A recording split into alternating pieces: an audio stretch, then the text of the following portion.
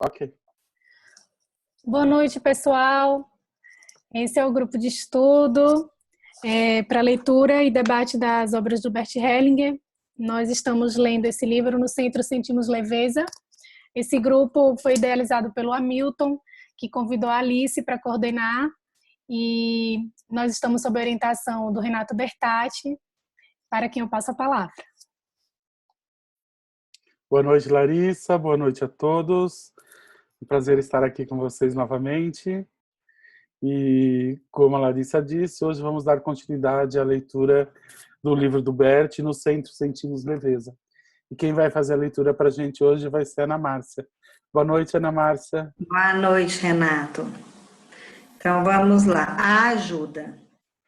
Alguém sai de casa, abre caminho no mercado através da multidão. Segue pela estreita travessa, alcança a rua de acesso e o cruzamento. De repente, rangem freios, um ônibus derrapa. Pessoas gritam e ouve-se o estrondo de uma batida. Ele já não sabe mais o que se passa consigo. Foge dali e volta, com a rapidez que os pés lhe permitem. Primeiro pela rua de acesso, depois pela estreita travessa. Abre caminho pelo mercado apinhado.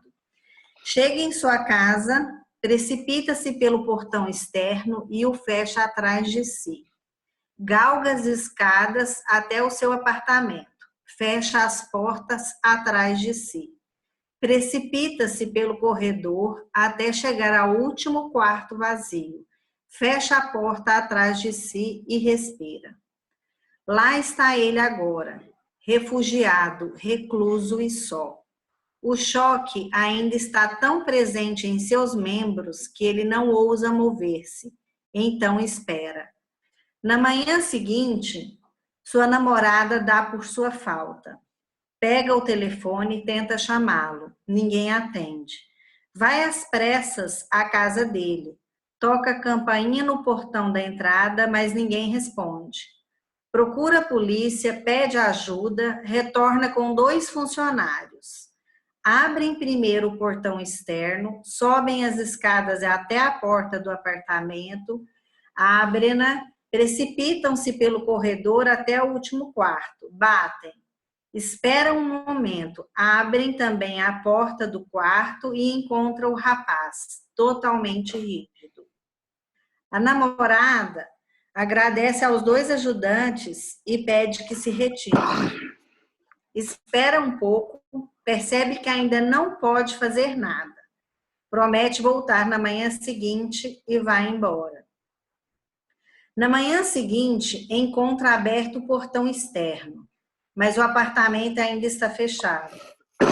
Abre a porta, avança até o último quarto. Abre-o também e encontra com seu amigo. Como ele nada diz, ela lhe conta o que experimentou no caminho. Como o sol apareceu entre as nuvens.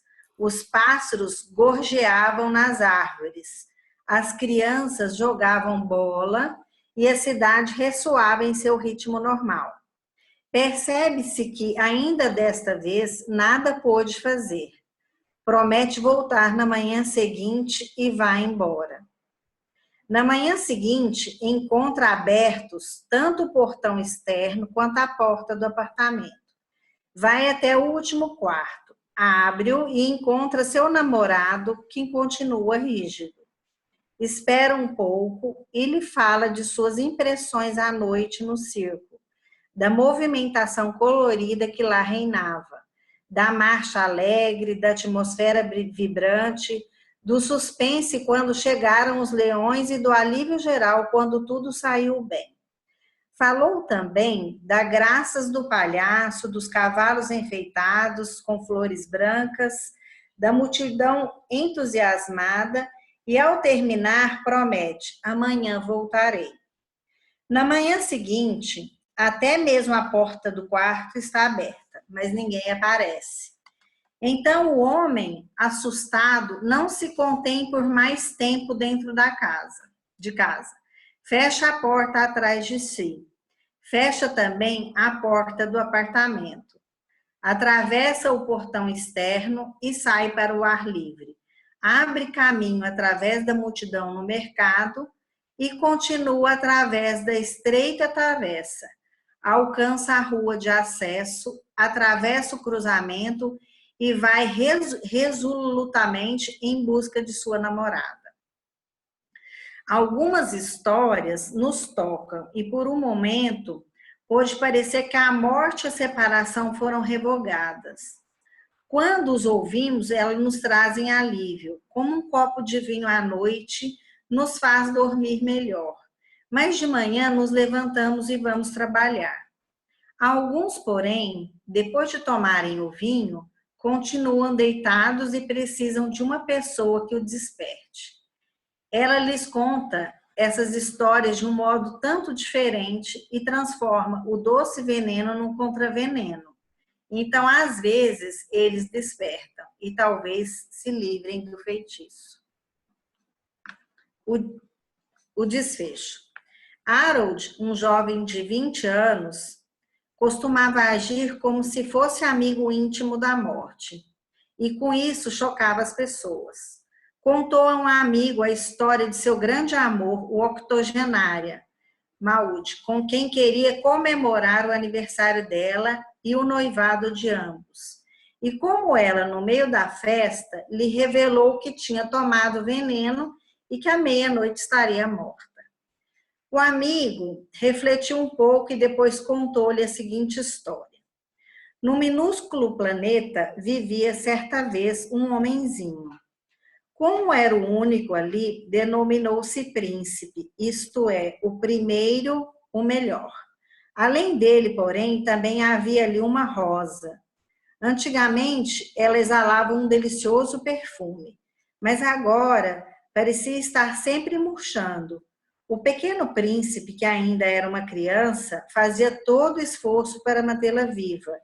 Precisava regá-la durante o dia e protegê-la do frio à noite. Entretanto, quando por sua vez desejava algo dela, o que antes às vezes era possível, ela lhe mostrava seus espinhos. Como é natural, com o passar dos anos, ele se cansou e resolveu ir embora. Primeiramente, visitou planetas vizinhos. Eram pequenos como seu próprio planeta, e seus príncipes eram quase tão excêntricos quanto ele. Nada o reteve lá. Então chegou à bela terra, e seu caminho o levou a um jardim de rosas. Deveriam ser milhares, cada qual mais belas, e o ar estava doce e pesado com seu perfume.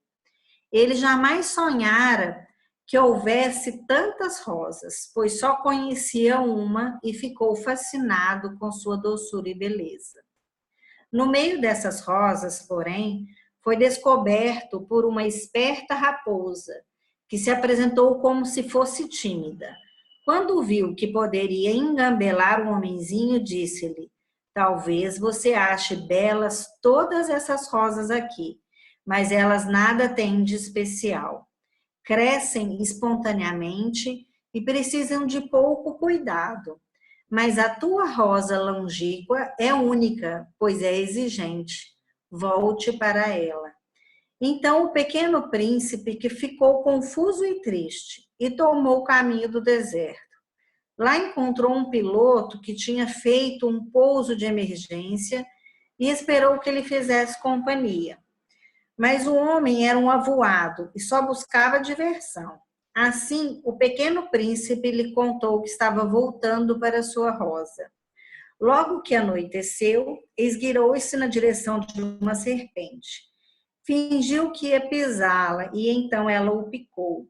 Ele estremeceu e depois ficou imóvel. Assim morreu. Na manhã seguinte, o piloto achou seu cadáver. Espertalhão, pensou ele, e sepultou seus restos na areia. Comentou-se mais tarde que Harold não compareceu ao funeral de Maud. Em lugar disso, pela primeira vez depois de muitos anos, levou rosas ao túmulo do seu pai. Vida e morte. Quando dois Zulus se encontram, um deles diz: eu vi você. Ainda está vivo? Sim, respondeu o outro, ainda estou vivo. E você? Eu também estou vivo. Um estranho pergunta a um Zulu aparentemente desocupado: Você não se aborrece? E ele responde: Mas se eu estou vivendo, nada lhe falta que precise dar mais conteúdo ao sentido da sua vida. A mesma atitude encontramos num dos fiéis companheiros da Conradin, o último dos Stauffers. Estava preso num castelo e jogava xadrez com um amigo quando um mensageiro veio avisá-lo. Dentro de 1 hora você será executado. Ele disse ao amigo: Continuamos o jogo. O hóspede. Em algum lugar muito longe daqui, onde outrora fora o faroeste, alguém caminhava com uma mochila às costas, por uma vasta paisagem deserta. Depois de andar horas a fio, quando o sol já ia alto e ele já tinha muita sede, avista no horizonte uma fazenda. Graças a Deus, pensa ele. Finalmente, alguém neste ermo. Vou à sua casa, peço-lhe algo de beber e talvez nos sentemos na varanda para conversar, antes que eu retome meu caminho e fique imaginando como será bom. Porém, ao se aproximar, avista o fazendeiro trabalhando no jardim defronte à sua casa e é assaltado pelas primeiras dúvidas. Talvez ele esteja muito ocupado. Se eu lhe falar do meu desejo, irei incomodá-lo. Ele pode pensar que sou grosseiro. E assim, quando chega ao portão do jardim, apenas acena para o fazendeiro e passa adiante. O fazendeiro, por sua vez, o avistara de longe e se alegrara. Graças a Deus, pensou, finalmente alguém neste ermo. Tomara que ele venha à minha casa. Então vamos beber juntos e talvez nos sentarmos na varanda para conversar, antes que ele retome o seu caminho, e entrou em casa para esfriar uma bebida. Porém, ao ver o estranho aproximar-se, começou também a duvidar. Certamente ele também tem pressa. E se eu lhe falo do meu desejo, vou incomodá-lo e ele pode achar que estou me intrometendo. Contudo, talvez ele tenha sede e venha espontaneamente à minha casa. O melhor é ficar no jardim, na frente da casa, e fingir que estou ocupado. Lá ele terá de me ver e, se realmente quiser vir à minha casa, certamente o dirá. Então, quando o outro apenas lhe acenou de longe e prosseguiu em seu caminho, ele disse: Que pena. O estranho continuou a caminhar. Entretanto, o sol ainda sobe mais e a sede aumenta. E passam-se horas até que ele avista outra fazenda. Então diz a si mesmo: Desta vez irei à casa do fazendeiro. Quer isso o incomode, quer não. Tenho muita sede e preciso beber alguma coisa. Entretanto, o fazendeiro também o avistara de longe e pensou: Tomara que ele não venha à minha casa. Só me faltava essa. Tenho muito o que fazer e não posso me preocupar com estranhos. E continuou a trabalhar sem levantar os olhos. O estranho, porém, o avistou no campo, foi até ele e disse: Tenho muita sede, por favor, me dê algo para beber. O fazendeiro pensou: Agora não posso mandá-lo embora, afinal também sou humano. Levou-o à sua casa e lhe trouxe algo para beber. O estranho disse: Reparei em seu jardim. Nota-se que aqui trabalhou alguém que entende e ama as plantas e sabe do que elas precisam. O fazendeiro ficou contente e disse: Pelo que vejo, você também entende disso. Sentaram-se e tiveram uma longa conversa. Então o estranho se levantou e disse: Já é tempo de ir embora. Mas o fazendeiro se opôs. Veja, disse ele, o sol já baixou. Passe a noite em minha casa. Então, não nos sentaremos na varanda e conversaremos, antes que você prossiga o seu caminho pela manhã. E o estranho concordou. À tardinha, eles se sentaram na varanda e a paisagem distante se transfigurava na luz do crepúsculo. Quando escureceu, o estranho começou a contar como o mundo mudou para ele desde que percebeu que alguém o acompanhava por toda parte. De início, não quis acreditar que alguém constantemente o seguia, parando quando ele se detinha e levantando-se junto quando ele ia embora. E precisou de tempo até entender quem o acompanhava. Minha companheira permanente, disse ele, é minha morte. Eu me acostumei tanto a ela que não quero mais sentir sua falta. Ela é minha melhor amiga, a mais fiel. Quando fico em dúvida sobre o que é certo e como devo prosseguir, fico um momento em silêncio e lhe peço uma resposta. Eu me exponho totalmente a ela, com toda a minha receptividade. Sei que ela está ali e eu estou aqui. E, sem me apegar a desejos, aguardo dela alguma indicação. Quando me recolho e a encaro corajosamente, vem-me depois de algum tempo uma palavra dela, como um relâmpago que ilumina a escuridão e eu ganho clareza. Esse discurso soou estranho ao fazendeiro. Em silêncio, ficou olhando longamente para dentro da noite. Então, também viu sua companheira, sua morte, e se curvou diante dela. Sentiu como se a vida que lhe restava se transformasse. Ficou saborosa, como o amor que conhece a despedida, e com o amor cheia até as bordas. Na manhã seguinte, comeram juntos, e o fazendeiro disse: mesmo que você vá, uma amiga fica comigo. Então saíram ao ar livre e se estenderam as mãos. O estranho prosseguiu seu caminho e o fazendeiro voltou ao seu campo. Para terminar, contarei mais uma história. É daquelas que atuam em quem se entrega a elas, no próprio momento em que as ouve, e produzem nele o efeito que contam. A pousada. Vamos fazer primeiro um intervalo. Vamos ver se tem alguma pergunta ou se tem pessoas que gostariam de fazer comentários.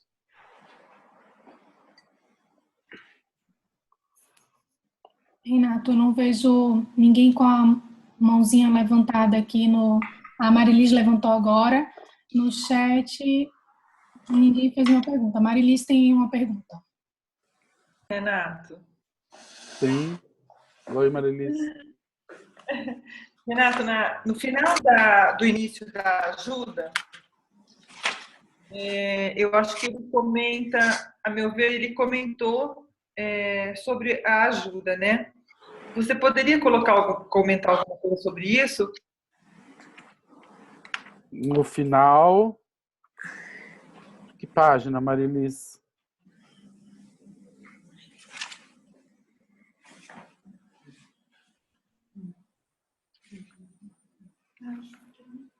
Histórias nos tocam. Oi? 46. 46. O parágrafo é assim, ó. É o segundo parágrafo. Algumas histórias nos tocam e por um momento pode parecer que a morte e a separação foram revogadas.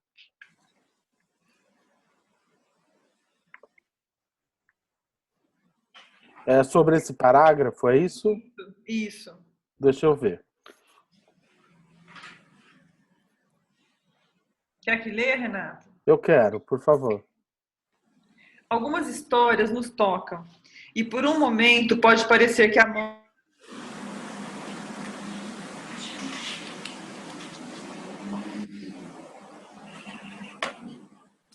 Eu acho que travou. Deixa eu ler. Algumas histórias nos tocam e por um momento pode parecer que a morte e a separação foram revogadas. Quando as ouvimos, elas nos trazem alívio, como um copo de vinho à noite nos faz dormir melhor. Mas de manhã nós levantamos e vamos trabalhar. Alguns, porém, depois de tomarem o vinho, continuam deitados e precisam de uma pessoa que os desperte. Ela lhes conta essas histórias de um modo um tanto diferente e transforma o doce veneno num contraveneno. Então, às vezes, eles despertam e talvez se livram do feitiço. Uhum. Tá. Eu fiquei pensando numa constelação, Renato. Tá. Às vezes, o Bert percebe que uma pessoa está totalmente hipnotizado por uma crença totalmente... A palavra é essa mesmo, totalmente hipnotizado por uma crença. E ele tem você teria duas formas de lidar com isso, né? Primeiro, falar que isso é uma crença e que falar de uma forma muito racional sobre isso. E tem uma outra forma que o Bert faz, eu vejo de uma forma muito única. Eu não conheço alguém que faz isso tão bem como ele. Que ele conta uma história que muitas vezes ele já tem essa história, ou muitas vezes é uma história que ele inventa na hora, mas que tem como objetivo conduzir a pessoa a um estado, a um lugar. Então, à medida que ele conta essa história, a pessoa ela se desconecta da sua questão e acompanha essa história, que no final contém algo do qual o Bert quer mostrar. Quando a pessoa pode acompanhar essa história e no final alcança isso, muitas vezes, imediatamente, isso tem um efeito naquilo que o hipnotiza. Então, é uma forma de trabalhar que é muito peculiar, que só eu não conheço outra pessoa que faz isso com tanta maestria. E basicamente, aqui, nessa ajuda, ele está falando dessas várias formas de fazer isso. E como tudo isso funciona dentro de nós. Como as nossas crenças, elas, de alguma forma, impedem que a gente se conecte com pessoas que queiram se conectar com a gente. E como outras vezes, mesmo não sendo bem-vindos dentro de uma relação ou dentro de uma dinâmica, nós deixamos algo e também recebemos algo. E que aquele que não nos dá boas-vindas de coração, muitas vezes me oferece algo e se surpreende com a minha presença. E eu, mesmo não sendo bem-vindo, compartilho algo e, ao partir, deixo com essa pessoa alguma coisa. Então, basicamente, ele fala aqui da ajuda dentro de um processo até quase poético, onde ele conduz as pessoas a estados de forma totalmente sutil, através de histórias. Então, isso é uma maestria que o Bert tem. Eu confesso que eu não sei fazer isso. Eu sempre vejo ele fazendo e eu fico de queixo caído de vê-lo fazer dessa forma tão bela. Mas é assim, é uma outra forma de ajudar, né? Onde ele percebe esse hipnotismo da pessoa aprisionada dentro de uma crença e ele conduz essa pessoa a atravessar isso e sair disso, muitas vezes, através de uma história que, a princípio, não parece ter nada a ver com aquilo. Né? Então, eu já vi ele, por exemplo, recomendando a um pai que tinha uma criança que tinha problemas de ficar fazendo pipi à noite e não conseguia parar de fazer xixi na cama, né? E aí eu vi ele orientando esse pai a contar para essa criança uma história antes de dormir. E a história que ele pediu para o pai contar para o menino era a seguinte, que existia uma casa e que ele deveria descrever essa casa e que tinha nessa casa uma cozinha e que não sei o que lá, e detalhadamente essa cozinha, e que dentro dessa cozinha tinha uma torneira que ficava sempre correndo água e que uma pessoa entrou nessa cozinha e fechou a torneira. E aí parou de correr água. E acabou a história. Aí no outro dia o menino acordou e não fez mais xixi na cama. Então, assim, é uma maestria de fazer isso que poucas pessoas têm. E aqui basicamente ele está falando desse tipo de ajuda, onde você ajuda contando histórias, onde as histórias elas funcionam até como um contraveneno para um trauma, ou para uma crença, ou para um estado de paralisação, como ele fala da namorada, que foi lá e não fez nada, ela ia e contava histórias. Ela ia e contava histórias e não tentava tirá-lo de lá. E aí, subitamente, o dia que ela não vai, ele sai desse lugar onde ele estava, totalmente hipnotizado. Então, é uma forma bela que o Bert tem de trabalhar com as pessoas. Um outro tipo de ajuda. Né? Obrigada, Renato. Imagina. Renato, o Fernando está aqui falando no chat que essa história do pai está num livro que não foi traduzido em português. Em espanhol se chama Felicidade que Permanece. Ah, legal. Obrigado. Obrigado, Fernando. Mais alguma pergunta? Não vejo no chat. Deixa eu ver se tem alguém aqui com a mão levantada. Não. Então vamos continuar, Ana Márcia, por favor. A pousada. Alguém caminha pelas ruas de sua terra natal. Tudo ali lhe parece familiar. Acompanha uma sensação de segurança e também de leve tristeza, pois muita coisa lhe permaneceu oculta e repetidas vezes ele bateu em portas fechadas. Algumas vezes teria preferido deixar tudo para trás e partir para bem longe dali, mas algo o detinha, como se lutasse com um anjo desconhecido e não pudesse livrar-se dele antes de receber a sua bênção. E assim se sente preso, sem saber se avança ou recua, se parte ou fica. Entra num parque, senta-se num banco, reclina-se, respira fundo e fecha os olhos. Abandona a longa luta, entrega-se à força interior, sente que se acalma e cede como um junco ao vento, em sintonia com a variedade, o amplo espaço, o longo tempo. Vê-se como uma casa aberta, onde podem entrar todos os que quiserem. Cada um que chegar traz algo, permanece algum tempo e parte. Assim, há na casa um constante chegar, trazer, ficar e partir.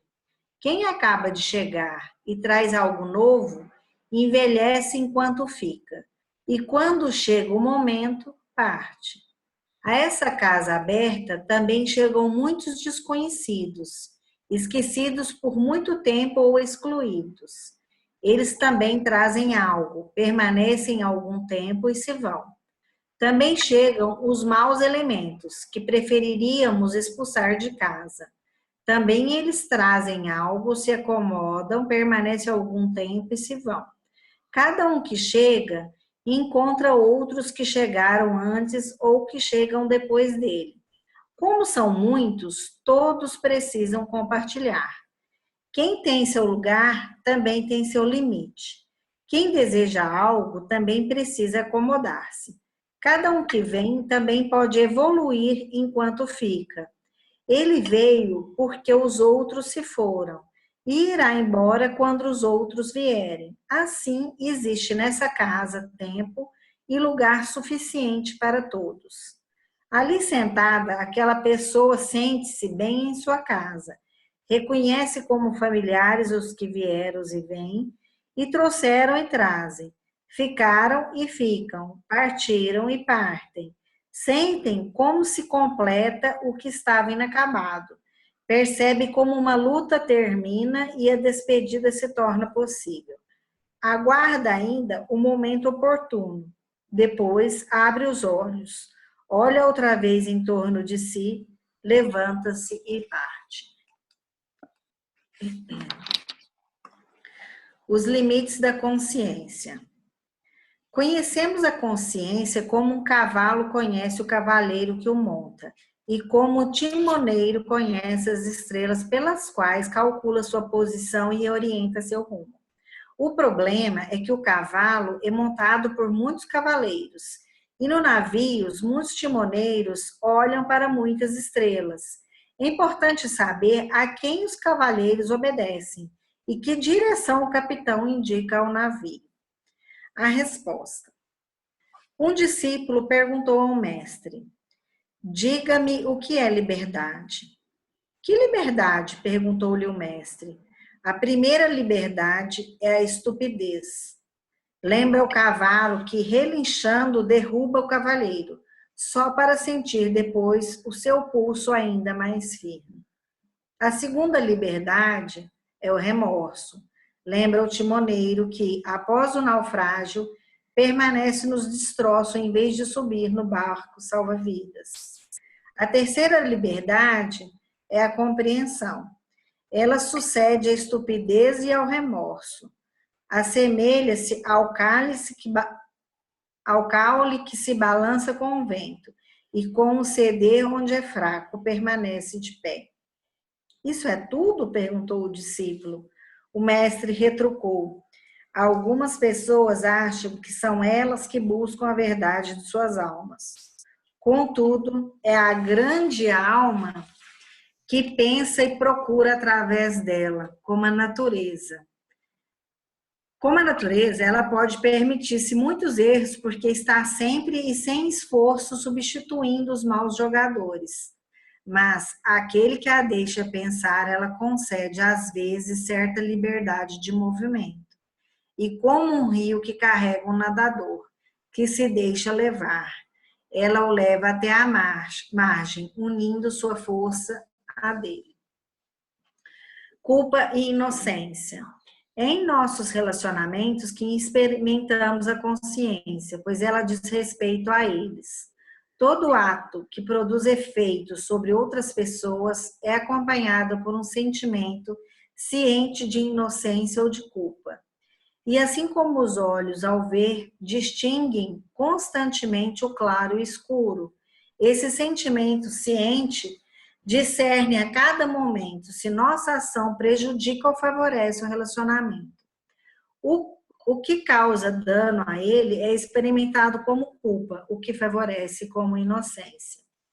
Por meio do sentimento de culpa, a consciência nos puxa as rédeas e nos impede a mudar de direção. Pelo sentimento de inocência, ela nos solta as rédeas e um vento fresco infla as velas do nosso barco. Isso se assemelha ao que sucede com o equilíbrio físico, assim como um sentido interno, por meio de sensações de conforto e desconforto, constantemente nos impulsiona e dirige para nos mantermos em equilíbrio.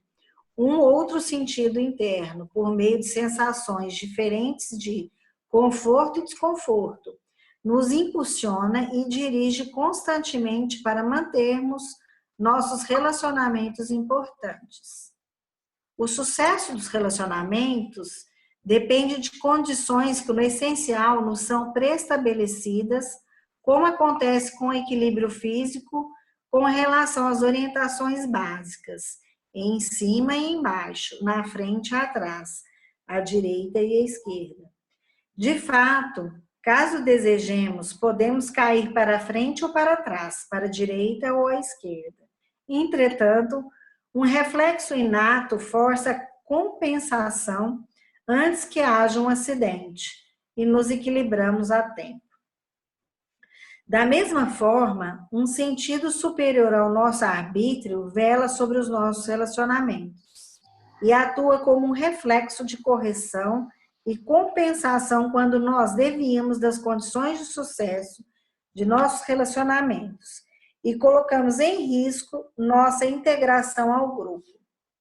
A semelhança do sentido interno de equilíbrio corporal, o sentido interno dos relacionamentos percebe cada indivíduo, juntamente com seu entorno, reconhece o espaço livre e os limites, e dirige os indivíduos por meio de diferentes sensações, de desprazer e de prazer.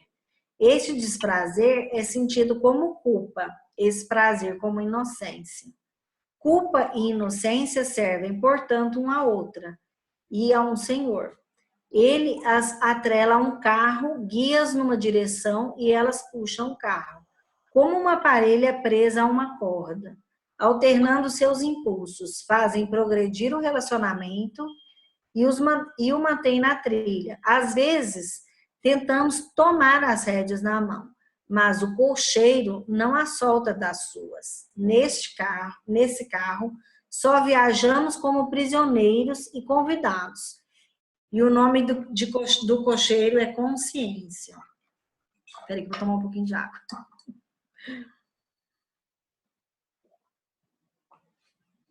Os pressupostos. Oi, Ana Márcia. Vamos dar uma pausa, vamos ver se tem mais perguntas ou comentários. A Alice comentou aqui no chat. A história do pai, do filho e da torneira está em algum dos livros do Bert. Agora eu não lembro qual, mas lembro de já ter lido. Também achei fantástico. Ah, legal. Renato, Eu tenho uma pergunta. Fala, Larissa. Essa passagem aqui que ele fala da pousada, ele descreve a meditação. Para mim, pareceu isso. Mas ele colocou tantas coisas tão lindas assim, de quem chega, de quem fica. Também parece um pouco que ele está falando sobre a família. Ele ali, eu entendo que ele está falando sobre a vida. Isso é a vida, né? Sobre Todas as pessoas que nós encontramos, todas as pessoas que chegam na nossa vida, deixam algo, recebem algo e partem. E elas partem, elas precisam partir, e porque elas partem, novas chegam, e quem chega, tanto faz ser bom ou ser mal, acrescenta algo, toma algo, vive, fica o tempo certo e depois vai embora. Isso é a vida, isso é a nossa vida. Se a gente parar e olhar, isso é a vida. Todos que passam por nós, todos que frequentam a nossa casa, inclusive a nossa família, são aqueles que mais permanecem, né? Mas isso tem a ver com os amores, os amigos, os mestres, professores, enfim, todos que frequentam a nossa vida. Todo mundo deixa algo e todo mundo leva algo. Maravilhoso. E eu achei lindo que também ele parece, no começo, descrever o início de uma meditação. E na conclusão, é como ele abre o olho, abre os olhos, olha outra vez em seu entorno. Ele embutiu uma história na outra. Maravilhoso, né? Sim, e é uma meditação também, porque ele fala da pessoa lá sentada e que se deixa nesse espaço de vazio e apenas observa esse entrar e sair, né? E através disso vivencia essa plenitude que é a vida, né? Esse movimento constante. Então, sim, ele passa essa história através de uma meditação, exatamente. É muito linda essa história. A Marilis faz uma pergunta aqui, e a Morte, e a Valéria Pérez também fala. Renato, pode falar sobre culpa e inocência? Tá, é a mesma questão da Marilise e da Valéria, é isso? não, Renato. Quem primeiro? Quem primeiro apareceu aqui no chat foi a Marilis, que falou, e a Morte? Renato, eu achei que tudo que eu li até agora, eu senti que tem um toque aí que está também falando alguma coisa sobre a morte. Essa é a ideia que me dá. Você fala em qual parte, Marilis? Antes dele passar para os limites da consciência. Em todo momento me dá uma ideia de essa coisa dessa vida, né? Desse ir e vir, desse movimento da vida, mas me dá uma ideia que ele coloca alguma coisa de fim. E eu fiquei pensando aqui, né? Como é que o Bert olha a morte? Sim, de alguma forma ele está falando da finitude, sim, especialmente quando ele fala das pessoas que chegam e das pessoas que partem, desse constante movimento de iniciar um ciclo, de encerrar um ciclo, da finitude. Então, sim, isso em última instância é falar sobre a vida e falar sobre a morte. A vida é esse espaço onde nós trocamos algo e vivenciamos algo. E tem a ver com a chegada de algo. E a morte tem a ver com isso, com essa despedida e é o início de um novo ciclo. Então, sim, tudo isso, em última instância, tem a ver com a morte. Em última instância, tem a ver com a morte. Né? Sim. Isso tá dentro dessa linguagem, esse movimento constante de chegada, de troca e de despedida. Isso é a vida, né? A morte é a mesma coisa. Né? A morte faz parte desse ciclo da vida. O nascer e o morrer nada mais é do que o fechamento de um grande ciclo que é preenchido por outros círculos menores que se processam e levam adiante a vida, essa carruagem que é a nossa vida, né? Então, sim, existe o grande ciclo que é o nosso nascimento e a nossa morte, mas isso tudo é preenchido por um monte de outros pequenos ciclos de vida e morte constante, né? Assim que o Bert coloca, então, a morte? Quer dizer que o Bert coloca, então, a morte como? Essa é a visão que ele tem da morte? Sim, o Bert, a forma como ele vê a morte, ele fala da morte como algo onde nós retornamos para esse lugar de onde nós viemos. Ele fala que a vida é uma coisa que não tem sentido se ela não é reconhecida como algo que faz parte de algo maior. E ele costuma dizer o seguinte, que quando nós nascemos, nós viemos de algum lugar. Da onde que nós viemos? Nós viemos de algum lugar. E quando nós morremos, nós partimos provavelmente para esse lugar de onde nós viemos. Ou para não necessariamente esse lugar, mas para um outro lugar. Então, o Bert, sim, ele encara o início da vida como a chegada de algum lugar e a morte como a partida para um novo lugar, que provavelmente ele diz ser esse mesmo lugar de onde nós viemos. Então, ele fala sobre a morte dessa forma, Albert, muito claramente, com essas palavras. Eu nunca tinha ouvido nada sobre esse tema do Bert, Renato. É a primeira vez. Muito obrigada. Imagina. A Valéria. Oi, Renato, boa noite. Boa noite, Valéria. Sobre a culpa e a inocência, ele fala que a gente, no final ele fala assim, culpa e inocência servem, portanto, um e outra a um senhor. As atrelas a um carro, né? E aí depois no final ele fala assim, nesse carro só viajamos como prisioneiros e convidados, e o nome do cocheiro é consciência. Uhum. Ele quer dizer o quê? Que o tempo inteiro a gente está se espiando entre culpa e inocência? Eu fiquei muito na dúvida nesse... Tá, ótimo. Queria que você falasse um pouco mais, assim. Por favor. Tá. Esse carro que é regido por essa consciência, numa primeira instância, é a nossa família, né?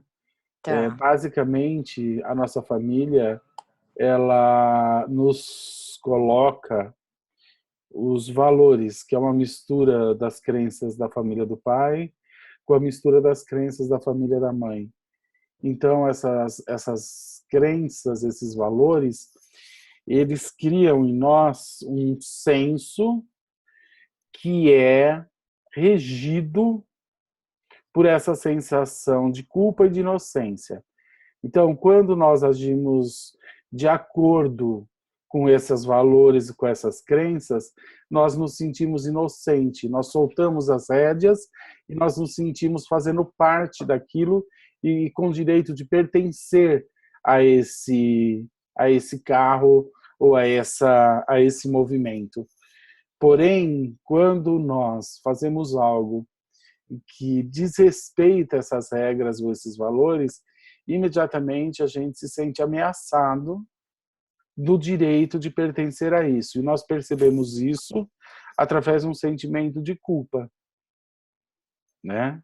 Então, a culpa, ela está a serviço da manutenção da minha pertinência ou de uma manifestação de que eu corro o risco de não poder fazer parte desse carro.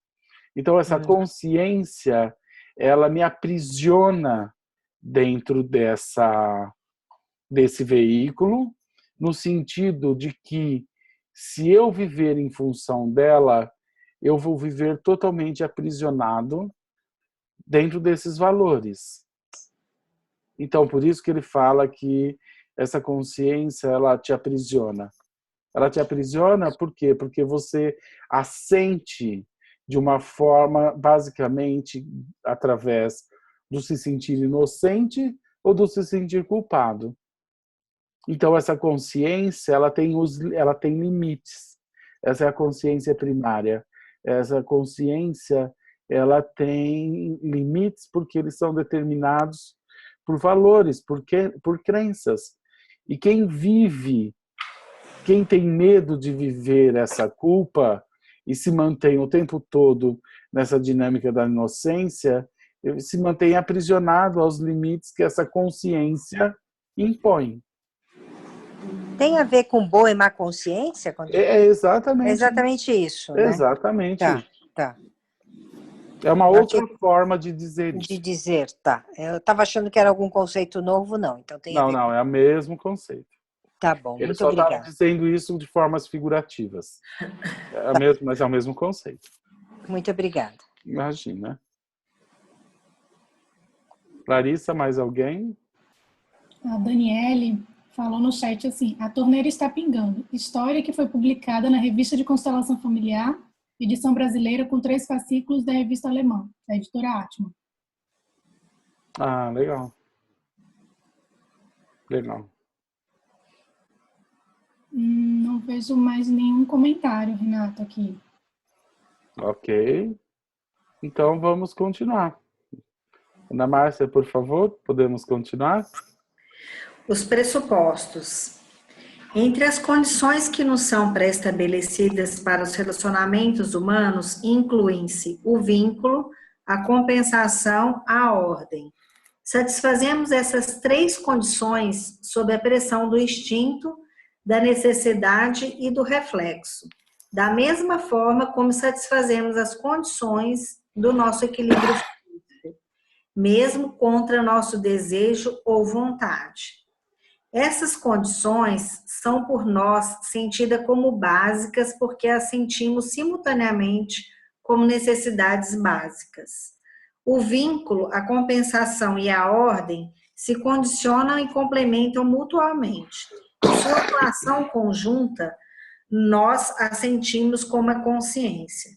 Por conseguinte, sentimos a consciência como instinto, necessidade e reflexo, e como basicamente idênticas às necessidades de vínculo, compensação e ordem.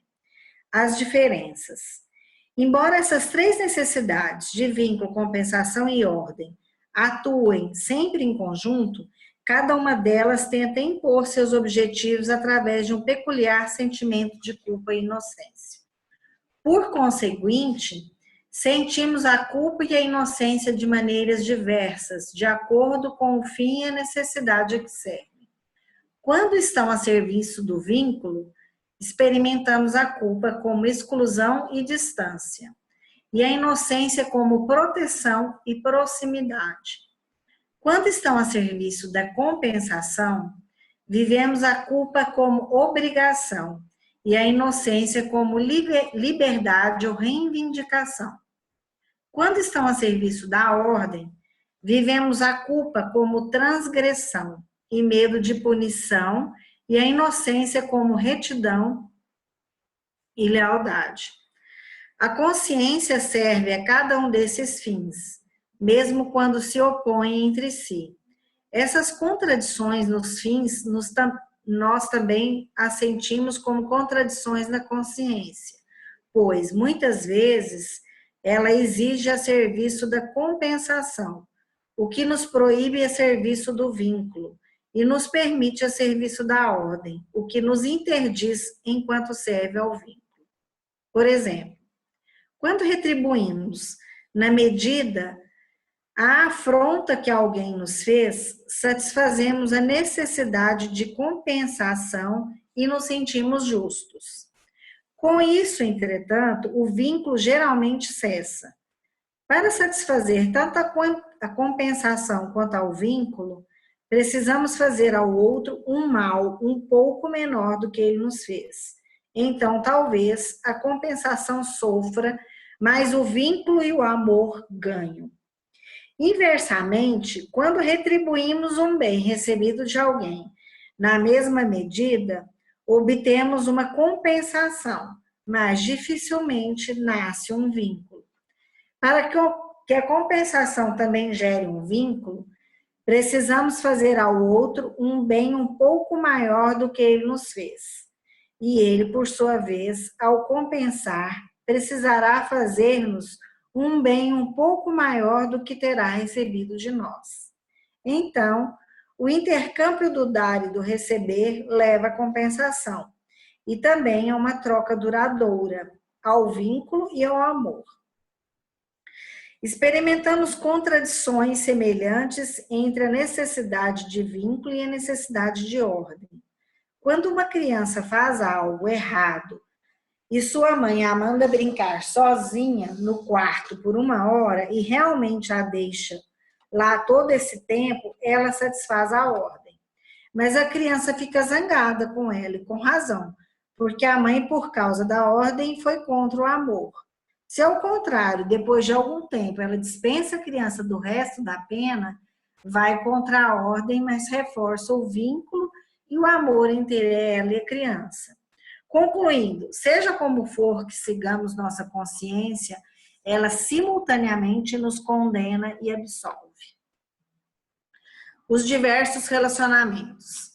Da mesma forma como as nossas necessidades, nossos relacionamentos também são diversos e seus interesses se contradizem.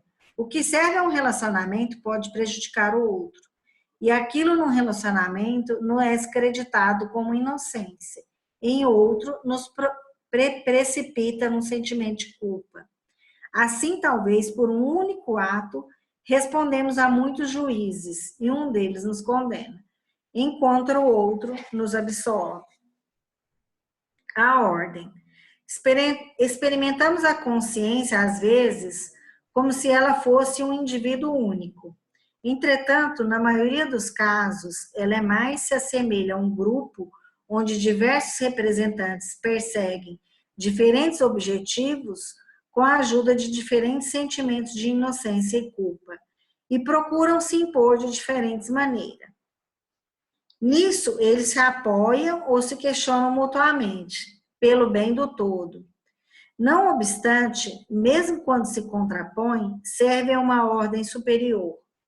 A semelhança de um general que, em diversas frentes, com diferentes tropas, em terrenos diversos, com diferentes meios e táticas, busca diferentes êxitos. Essa ordem faz com que, pelo bem de um todo maior, em cada frente só obtenham êxitos parciais. Por essa razão, só se consegue a inocência em parte. A aparência. Assim, na maioria das vezes, culpa e inocência comparecem juntas. Quem procura agarrar a inocência toca também na culpa. E quem é inquilino da culpa encontra a inocência como sublocatária.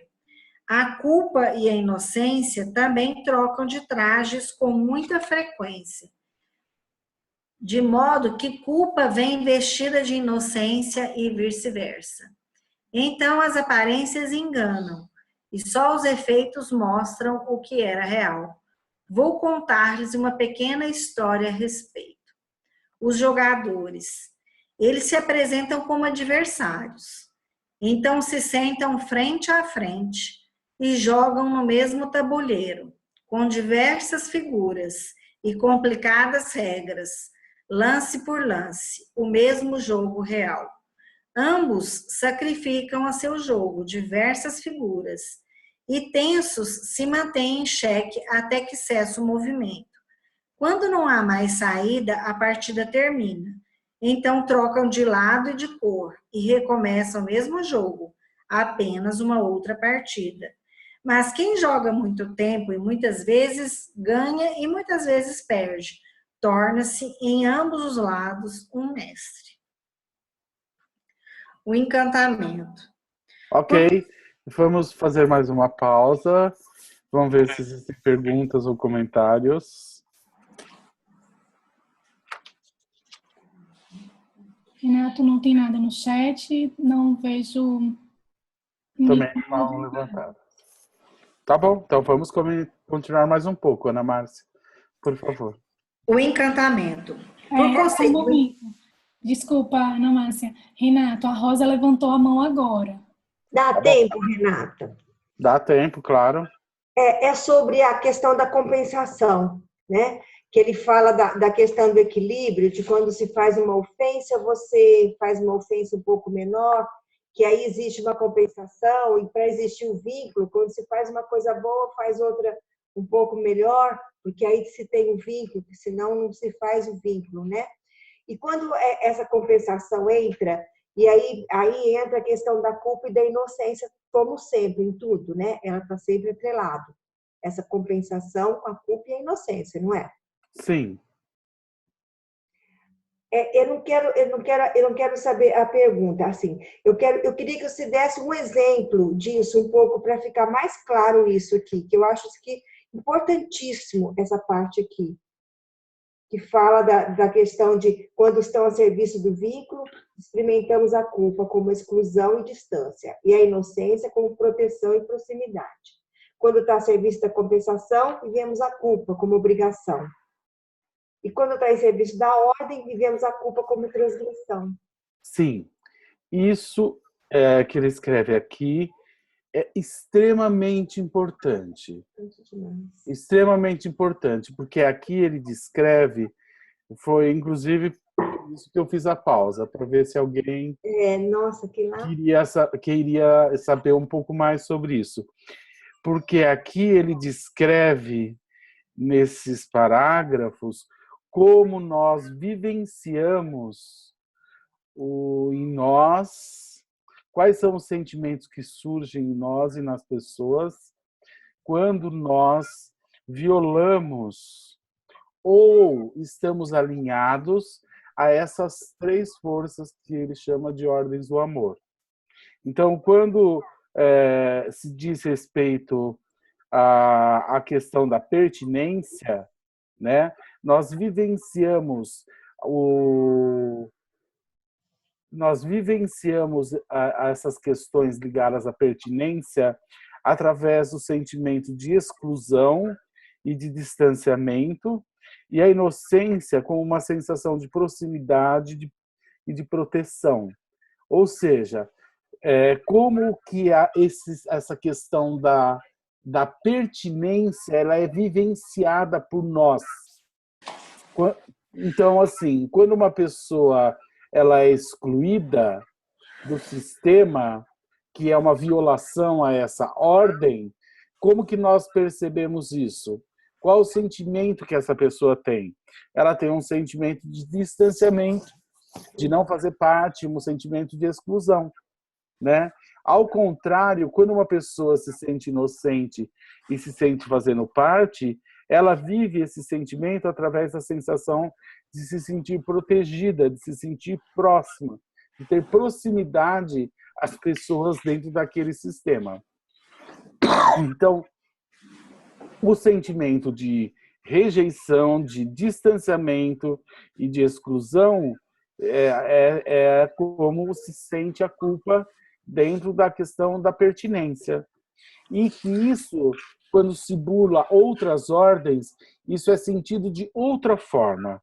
Então, quando estamos falando, por exemplo, de equilíbrio de troca, né, nós vivenciamos essas sensações de estar em equilíbrio ou desequilíbrio através de outros sentimentos. Não tem aí a ver com rejeição, não tem a ver com com proximidade, tem a ver com outra coisa. Então, nós vivenciamos na dinâmica de desequilíbrio de troca, nós vivenciamos a culpa através de um sentimento de obrigação. Nós nos sentimos devedores, nós nos sentimos obrigados a. Assim como nós vivemos a inocência dentro dessa dinâmica do equilíbrio de troca, através de nos sentirmos justos, ou até mais do que isso, nos sentirmos no direito de. Então, essa inocência, ela é vivenciada na dinâmica da troca através de eu me sentir no direito. E a culpa, ela é vivenciada através da sensação de eu me sentir na obrigação de. Tá? E aí, também em questão à ordem. Nós sentimos a culpa através de uma sensação de transgressão, de medo de punição, quando nós desrespeitamos a ordem.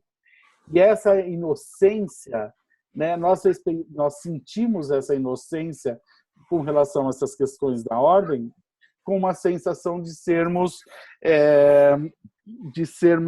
justos, de sermos respeitosos, de sermos leais.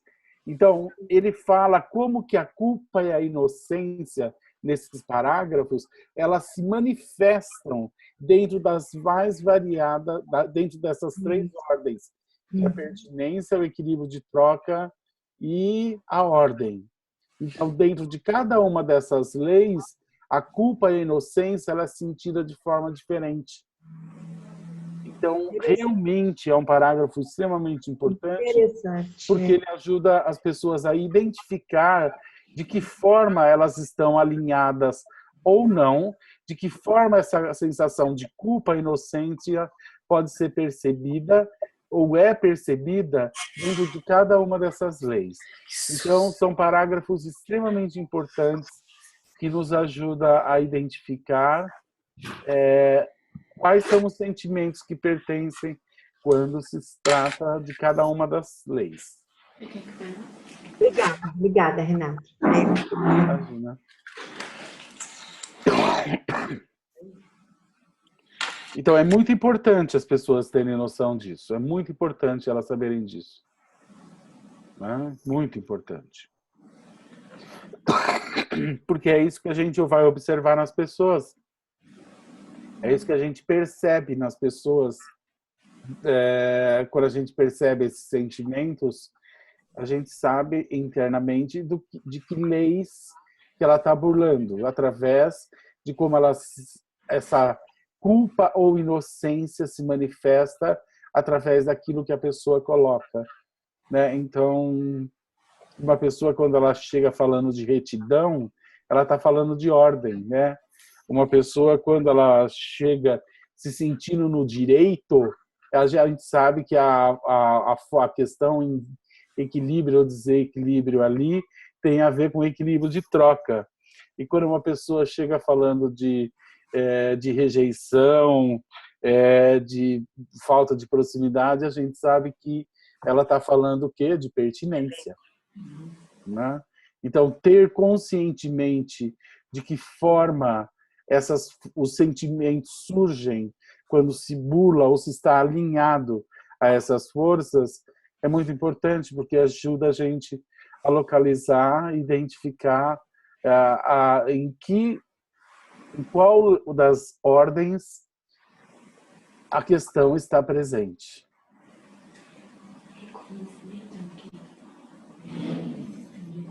Então, é algo sutil que passa assim meio despercebido e que às vezes as pessoas não têm noção da importância.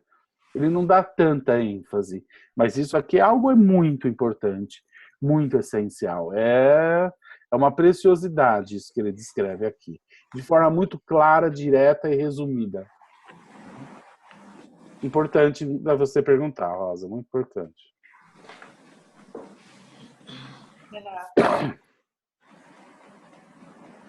Então, mais alguém, Larissa?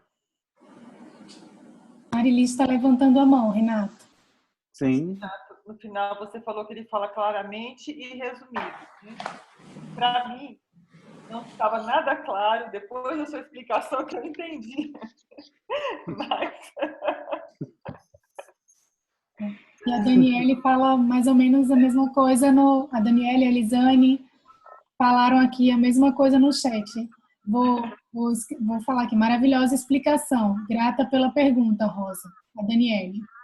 E logo em seguida a Elisane fala a mesma coisa.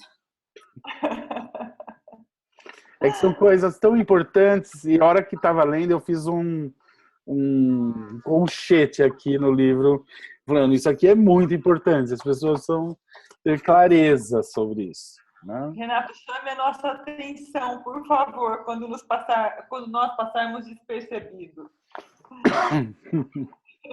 Por favor. Tá bom, tá bom. É Mas é que, verdade. às vezes eu acho que todo mundo entendeu, sabe? Se ninguém pergunta, eu estou entendendo, eu falo, bom, já entenderam. Né? Não, mas precisa enfatizar. Tá bom. Não é bem assim, Renato. Renato, às vezes é tão complexo que demora para a gente saber que não entendeu. É assim mesmo. Muitas vezes a gente acha que entendeu e depois de um tempo, quando de fato a gente entendeu, a gente percebe que a gente não havia entendido. Às vezes, anos depois, a gente acha que Cai a ficha. cai a ficha que só agora a gente entendeu algo. Que aquilo que a gente achava que tinha entendido, na verdade, não era nada daquilo. Exatamente. Sim, eu sei exatamente qual é esse sentimento. Já tive e tenho muitas vezes esse sentimento. Muito bom. Obrigada, sempre. Imagina. Então, nós vamos ficar por aqui e nós paramos no encantamento, é isso? Não? Isso mesmo. Encantamento. Na página 58. Bom, então, gente, nós vamos ficar por aqui hoje e a gente retorna terça-feira que vem. Muito obrigado, Ana Márcia, pela linda leitura. Obrigado a todos pelas perguntas. Renato, A Elis está com a mão levantada. só uma colocação. Às vezes, ou melhor, toda aula eu pergunto muito. E às vezes eu me sinto um tanto quanto até invadindo o grupo. Mas surgem tantas coisas e eu até queria me desculpar, mas eu não estou aguentando ficar muito quieta, gente. Se eu estiver atrapalhando, me avisa. Não, as perguntas são muito importantes. Todo mundo ganha com as perguntas. Às vezes as pessoas nem passa pela cabeça tal pergunta, mas a hora que a pergunta chega, muitas pessoas se beneficiam. Então, esses grupos é exatamente para isso. As perguntas enriquecem a leitura. Então, por favor, não se sintam encabulados de perguntar, não se sintam encabulados de achar que a sua pergunta é boba. Toda pergunta acrescenta algo, não só a pessoa, mas a outras pessoas do grupo. Esses grupos, eles têm sentido por causa das perguntas, por causa dos comentários. Caso contrário, todo mundo pode ler sozinho. As explicações, elas surgem das perguntas, das dúvidas. Então, não fiquem envergonhados de perguntar e não se sintam constrangidos de ter várias perguntas. Esse espaço é exatamente para isso. E é exatamente isso que enriquece o grupo. Obrigada. Então, todos são bem-vindos com as perguntas e com comentários. É um espaço aberto, exatamente para isso. Bom, então, vamos ficar por aqui.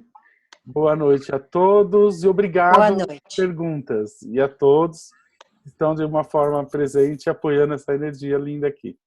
Obrigado, Larissa. Obrigado, Ana Márcia. Obrigado a todos. E boa noite. Até terça que vem. Boa noite. Pessoal. Boa noite. Tudo de bom. Boa noite, gente. Boa noite. Obrigada.